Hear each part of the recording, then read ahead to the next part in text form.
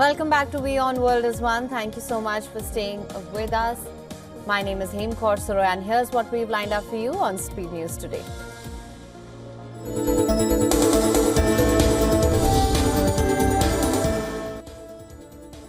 US President Donald Trump announced a 90-day pause on most of his sweeping tariffs on all countries except for China. According to Trump, over 75 countries had negotiated and not retaliated against him, which led to the pause. This led to a euphoric Wednesday for Wall Street as US stocks soared to one of their best days in history. The Dow Jones surged 7.9%, while the S&P 500 index rallied 9.5%. The tech-focused Nasdaq Composite Index jumped 12.2%. Global markets rocketed higher hours after this pause.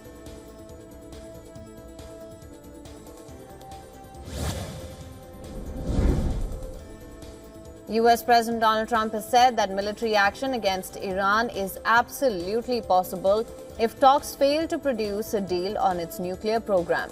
He added that there is not much time to reach an agreement. His statement comes just days ahead of talks between the two countries in Oman. On Saturday, US Special Envoy Steve Witkoff will lead indirect talks with Iran's Foreign Minister Abbas Araghchi, with Oman's Foreign Minister mediating these discussions.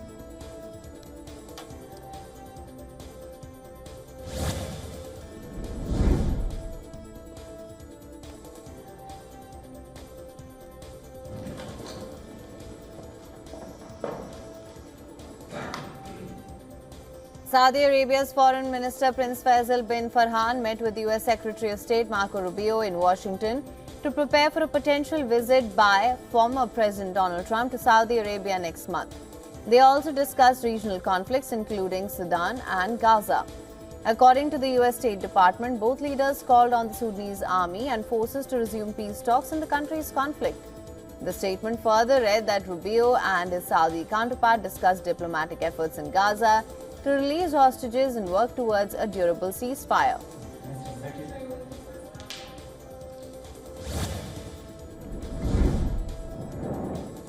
The Al-Qassam Brigade's Hamas's military wing launched a missile attack on Israel's southern city of Ashdod with S-55 missiles on Wednesday. Hamas said that this was in response to Israel's large-scale air and ground assaults on Gaza, which resumed since the 18th of March. According to Gaza health authorities, since the collapse of a 2-month ceasefire, nearly 1,500 Palestinians have been killed and around 3,700 have been injured.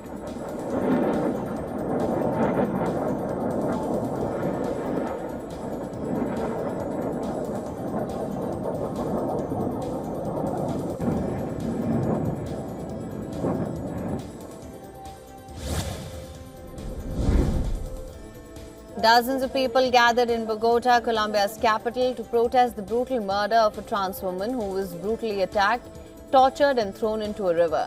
The attack, which was streamed live on social media, sparked widespread outrage and condemnation. According to local authorities, the victim's death marks the 24th attack against the LGBTQ+ community in Colombia this year. Colombia's Ministry of Equality and the Ombudsman Office have condemned the murder and called for urgent action to protect the LGBTQ+ community.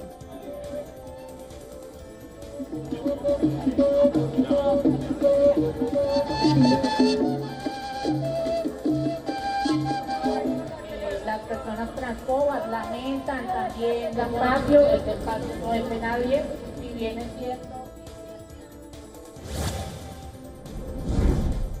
Thousands of Argentines took to the streets in a show of opposition against President Javier Milei's austerity measures, which have sparked widespread criticism and protests across the country.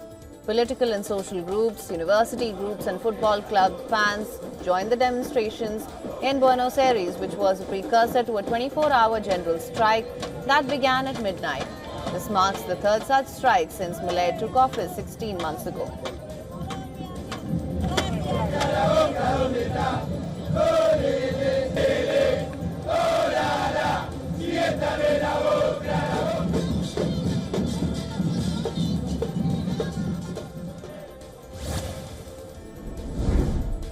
FBI Director Kash Patel has been removed as the acting chief of the Bureau of Alcohol, Tobacco, Firearms and Explosives and has been replaced with the Army Secretary Daniel Driscoll. It was not immediately clear why Patel was replaced to lead the Justice Department agency that's responsible for enforcing the nation's gun laws. The sudden leadership change has raised questions about the future direction of the ATF.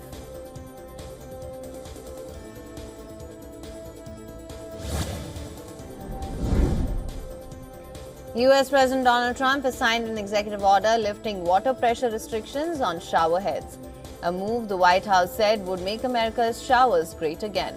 Trump has long complained about inadequate water pressure in American bathrooms, which he blamed on federal water conservation regulations. The president also poked fun at the regulations, saying nobody wants a low-flow shower head.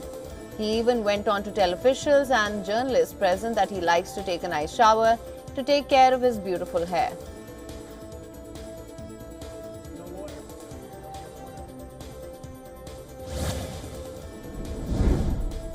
Dominican Republic rescue workers ended the search for survivors of a nightclub roof collapse in Santo Domingo as the death toll surpassed 180 in the Caribbean nation's worst disaster in decades.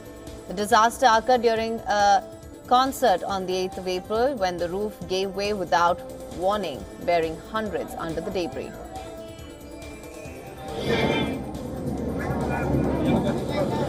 De manera que los trabajos de Ecuador's presidential election is heating up with two top contenders, Daniel Noboa and Luis Gonzalez, vying for the top spot. The presidential candidates held their final campaign events in Quito ahead of the general elections on Sunday. Addressing supporters, Noboa promised to end the failed revolution of narco-terrorism, while Gonzalez vowed to build a nation of dignity and respect. Recent polling data released on the 31st of March shows Luis Gonzalez, who enjoys the backing of former President Rafael Correa, commanding 51% support among likely voters, while Noboa, a businessman turned politician, trailed closely with 48% in what has become one of Ecuador's most tightly contested presidential races in recent history. The campaigning phase is now ended, with the silence period coming into force before the 13th of April vote.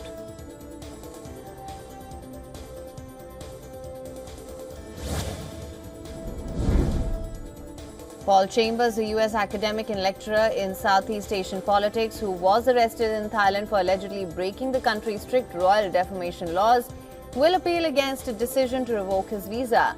He has been released on bail of $8,800. His case is a rare instance of a foreigner falling foul of strict laws which shield King Mahavir Jayanti and his close family from any criticism and can lead to decades-long prison sentences.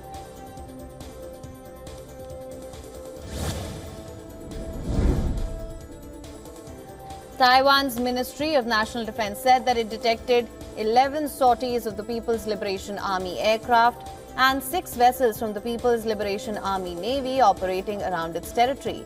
It said that of these, 9 aircraft sorties crossed the median line of the Taiwan Strait and entered Taiwan's southwestern and eastern air defense identification zones.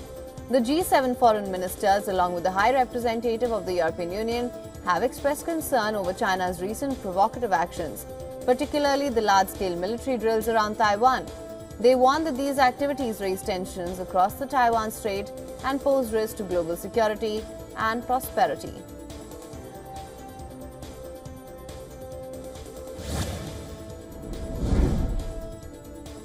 Amazon has postponed the launch of its first 27 Kuiper internet satellites due to severe weather conditions. The United Launch Alliance announced that the launch could not proceed because of stubborn cumulus clouds and heavy winds. The delay may impact Amazon's plans to compete with SpaceX's Starlink, which already has 8,000 satellites in orbit and a growing presence in the federal government. Amazon's Project Kuiper aims to provide high-speed, low-latency internet to consumers, corporations and governments globally. The satellite constellation is expected to consist of 3,200 satellites in low Earth orbit, with commercial service expected to start later this year.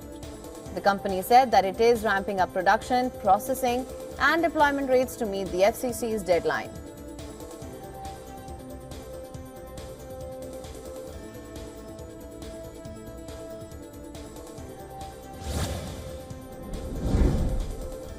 Gillian Lauren, author and wife of Weezer Bassett Scott Schreiner, was shot and injured by LA police after allegedly pointing a gun at the officers. The incident occurred while the police were pursuing unrelated hit-and-run suspects in Eagle Rock area. The LAPD said in a statement that Lauren reportedly refused to drop her 9mm gun, prompting officers to fire. They said she sustained non-life-threatening injuries. Police say she fled into a home where she was taken into custody, hospitalized and arrested.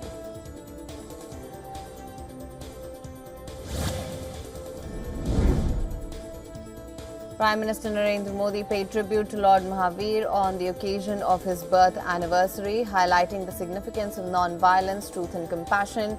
He noted that Lord Mahavir's ideals inspire countless people worldwide and that the Jain community has beautifully preserved and popularized his teachings. The Prime Minister also noted that last year the government conferred the status of classical language on Prakrit, a decision which received a lot of appreciation.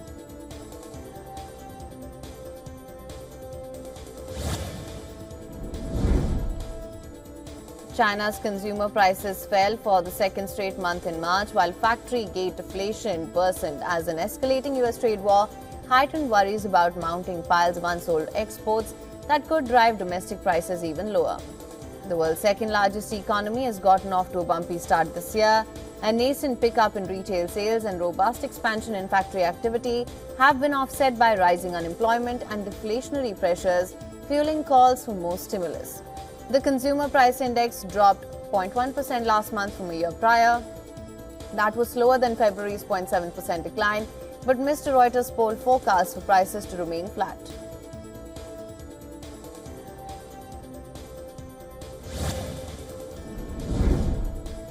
Japan's annual wholesale inflation hit 4.2% in March, accelerating from the previous month in a sign of persistent cost pressures that add to corporate pain from uncertainty over US tariff policy. The data highlights the challenge of the Bank of Japan faces in judging the timing of its next interest rate hike, particularly given push-pull forces exerted by mounting domestic inflationary pressure and the expected hit to economy growth from President Donald Trump's tariffs. Stubbornly high food costs and rising wages have kept consumer inflation above the central bank's 2% target for nearly 3 years. Underpinning market expectations, the central bank will continue raising interest rates from the current 0.5%.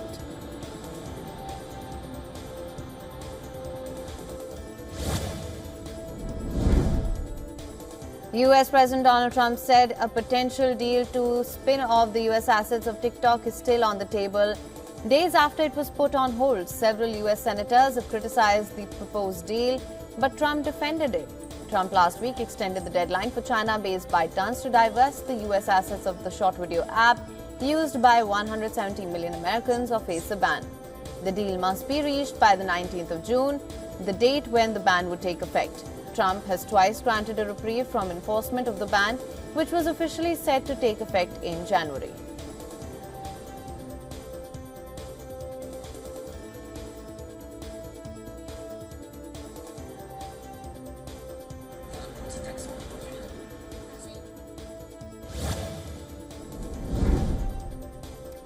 Traders swept back into safe havens like the yen and Swiss franc and sold the Australian dollar after US President Donald Trump ramped up his trade war against China, even as he abruptly paused tariffs for 90 days on many other nations. Risk-sensitive currencies surged overnight, with the yen and Swiss franc tumbling following Trump's unexpected respite from the hefty reciprocal duties levied in his Liberation Day announcement from a week prior. The uptick in safe haven currencies came even with Asian stock markets surging as they joined the global relief rally. Trump maintained a baseline tariff rate of 10% while ratcheting up his trade war with China by further raising the tariff rate to 125% on goods from the world's second biggest economy.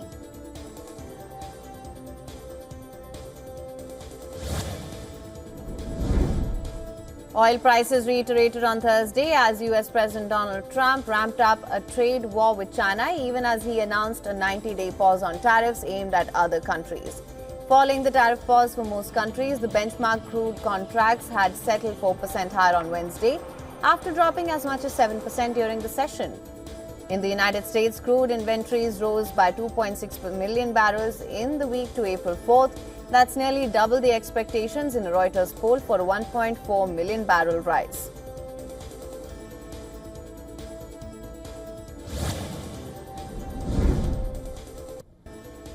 Now, Barbie is launching a LeBron James doll, making the famous basketball player the first ambassador for the brand.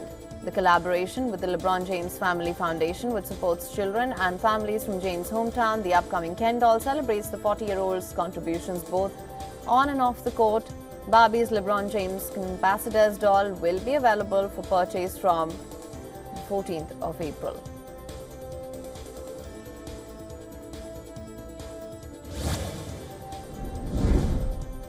To celebrate the 20th anniversary of the Twilight novel, Lionsgate has announced a 60-city US tour of Twilight in concert. The first of its kind live-to-film experience will feature the original Twilight movie accompanied by a 12-piece rock and orchestral ensemble performing the score live on stage. Illuminated by over 1,000 candles, the tour kicks off on the 12th of September.